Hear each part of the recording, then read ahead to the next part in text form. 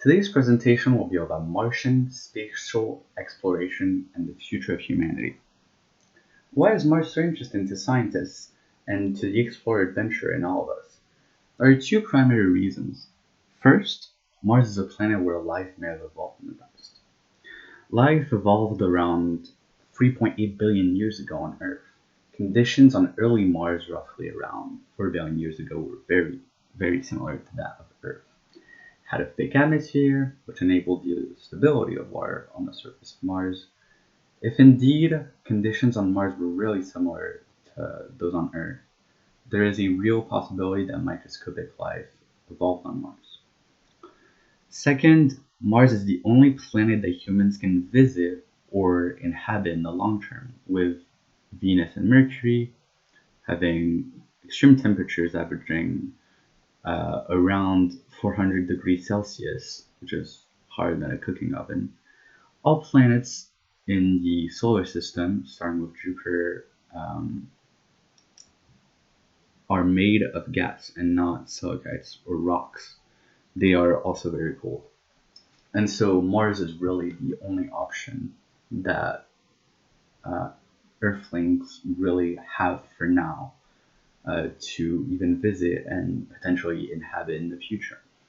Mars is comparatively hospitable in terms of temperature, with an approximate range between 20 degrees Celsius at the equator, as seen here, or minus 125 degrees Celsius at the poles. Mars was considered to be a dry planet in the 20th century. As we can see here, the reddest of suns and a dry surface. This, however, changed in 2001 when the Mars Odyssey spacecraft detected a fascinating hydrogen signature that seemed to indicate the presence of water ice. As seen here, the hydrogen water ice signatures were detected thanks to the Space Odyssey's gamma sensor head right here. But, however, there was some kind of ambiguity. This was because hydrogen can be part of many other compounds as well, including organic compounds, meaning potential life.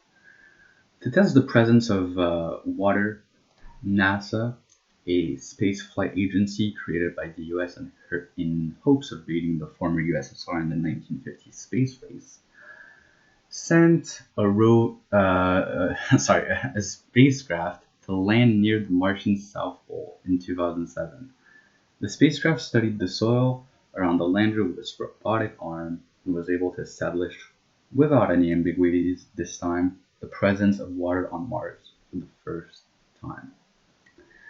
And now here we are today, more than a decade later, with NASA and other corporations pushing every day to expand humans' reach of space. I will now presenting you the newest high-tech scientific tool from NASA's labs, the Martian rover, which landed on July 30th, 2020, from Cape Canaveral launch pad in Florida, aboard the Atlas V rocket. This rover was named Perseverance, or also known as Percy among scientists. As we've said before in our previous presentation, a rover is a vehicle which was created to explore celestial bodies other than Earth. The rovers can move both autonomously and guided from Earth, thanks to its 6 wheels, free from side to side, of course. The rover also has to carry out observation and analyzes the environment despite its rather small size. It is equipped with a lot of scientific tools or scientific instruments, which we talked about in the previous presentation, but we can go through some of them over again. These include the Mastcam-Z, which in short will determine meteorology on the Martian surface to assist with the rover operations. The Pixel, which will in short help us identify minerals in the Martian ground and detect hydrogen signatures.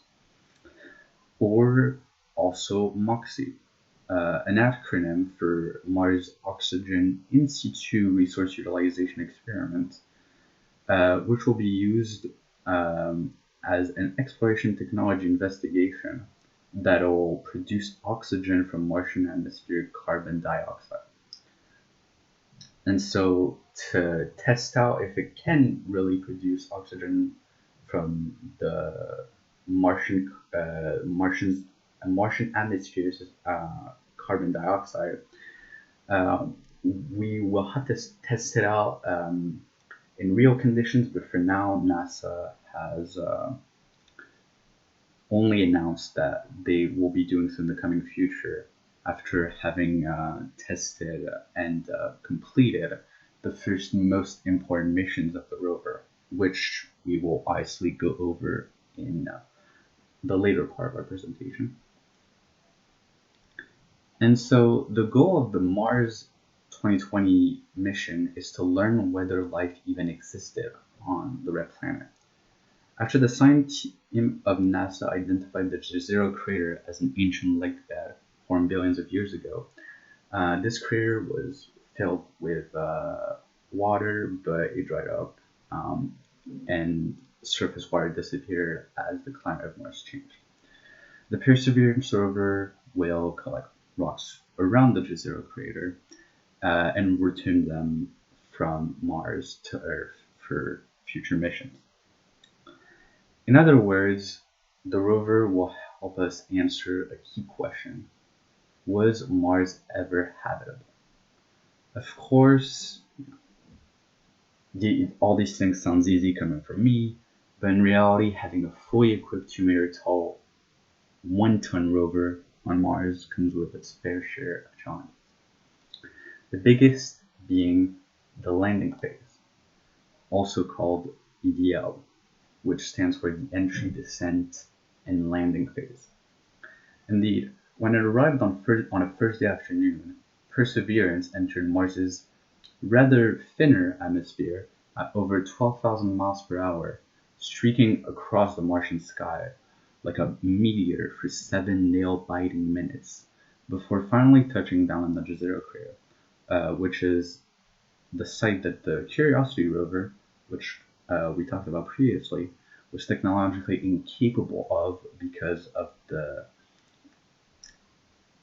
quite rock-strewn area that it has to land on, and the wheels that it was equipped with, which weren't necessarily the best also. The rover must survive both intense heat, capable to that of the surface of the sun's surface, as it enters the atmospheric entry and as it starts to pick up in speed and inertia, and deceleration as it descends, as seen here, while also trying to land in the correct place. A parachute will then be deployed, a 70 feet in diameter one, which will help slow it down and kill most of its inertia as it attempts to find its way to the crater. Then a sky crane, as seen here, dropping from the back shell,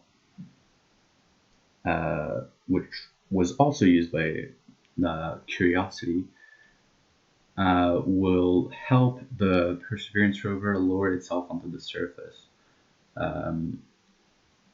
when the rover will finally land, and killing a lot of its speed as well to avoid internal damage. When the rover will land, it will touch down on its wheels at a speed slower than humans walk. And Perseverance has to do that all on its own without any help from NASA scientists.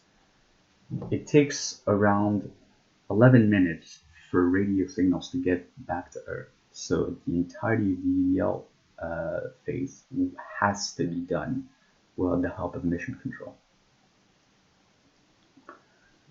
And so now, 2 months have now passed since the rover has arrived on Mars, and one question that most people have been asking is, What really has Perseverance found yet? Well, no signs of past life have emerged yet, but rocks at the landing site show signs of having been shaped by wind and water. NASA's Perseverance rover has had a busy first month, which we've talked about extensively in the previous presentation. From Jezero Crater, where Perseverance landed on the 18th of February, it has been doing as much geology as it can, snapping pictures of its surrounding and analyzing the rocks nearby. But now the first most important mission for the Martian rover will have to be to deploy Ingenuity. Ingenuity is the name of the helicopter that the Perseverance rover has taken on its journey to Mars. It will be the first spacecraft to fly on a planet other than Earth. And that's about it. The most appropriate flight zone for the test has been chosen and has been an area not too rock strewn where there won't be any collisions with the helicopter and nothing that will really hinder on its test flight. And we can say that as of the 12th of April 2021, the small helicopter Ingenuity has achieved its first successful flight test on Mars' surface. After already been delayed by a week because of software error preventing the helicopter to activate its flight mode. Indeed, the Ingenuity helicopter has to also, like the rover's landing phase, do its process autonomously since signal would take way too long for it to be guided by NASA scientists back on Earth. And so what NASA's scientists can only really do is to activate its flight mode or deactivate it remotely. A flight mode which has been programmed to make the helicopter fly, hover, and descend once it's been deactivated. Ingenuity's $85 million mission is a technology demonstration designed to show that powered controlled flight is possible on the Red Planet. That campaign is not focused on gathering data, but mostly meant to prove that the feat is even possible in the first place. Ingenuity carries no scientific instruments, though it has a very powerful processor, and as well as a black and white navigation camera and a 13 megapixel color imager. As seen here from the picture that I've been showing you, we can see that the rover is indeed hovering off of the Martian surface, with the picture having been taken from the helicopter's belly thanks to its black and white camera. We can see from its shadow that it has taken from the ground and that it's somewhat high in the Martian sky. This was, though, far from a given. The Martian's atmosphere is just 1% as dense as that of Earth at sea level. So there's not much air for helicopter blades to push against. The helicopter, for its flight test, has had to rotate its blades at over 1,200 revolutions per second, which is triple to that of normal helicopters back on Earth. This disadvantage outweighs the benefits that aircraft gain on Mars's lower gravitational pull, which is just 38% as strong as Earth's. I will now be showing you a video of Ingenuity hovering over the surface of Mars. Hopefully this will work. If this does not, I will be sending you a link that you can watch as I show you the video.